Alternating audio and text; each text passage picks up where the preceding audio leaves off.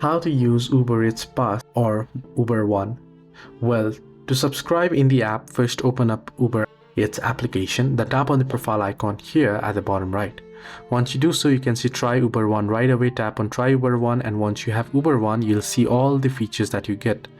You'll get $0, €0 here delivery fee, free delivery fee, up to 60% off on service fees.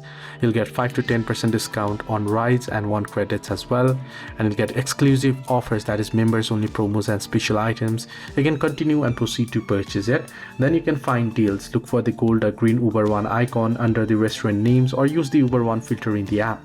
Then place an order from the participating merchant.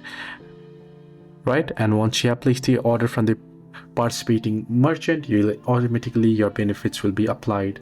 Hope this video was helpful. Do like and subscribe, and do not forget to leave the comments down below if you have any further issues as well.